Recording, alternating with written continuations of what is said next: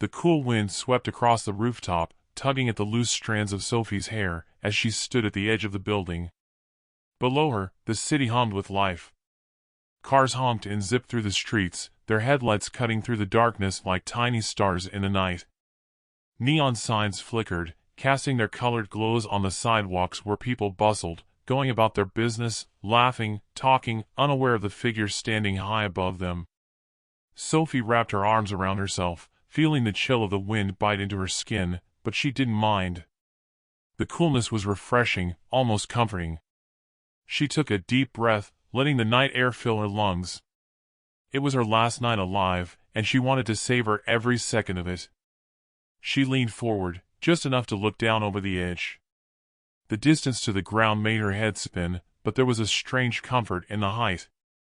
Everything seemed so small from up here, all her problems, all her fears.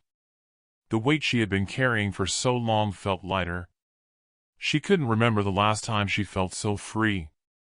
For weeks, the darkness had been closing in on her.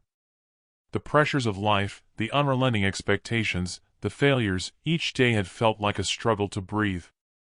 Smiles had become masks, laughter a hollow echo. She had tried to reach out, to find a reason to hold on, but nothing seemed to matter. The emptiness inside her had grown, swallowing everything in its path.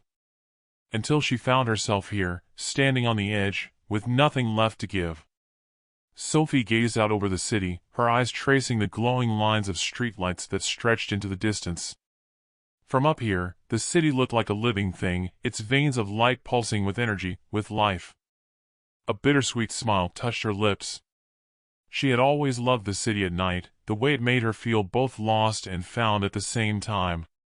The way the lights promised a million stories, each one more vibrant than the last. She closed her eyes, feeling the wind caress her face, and for a moment, she let herself believe that everything was going to be okay. That maybe, somehow, she could step back, turn around, and find another way. But the moment passed, and the emptiness returned. Sophie opened her eyes and took a final step forward.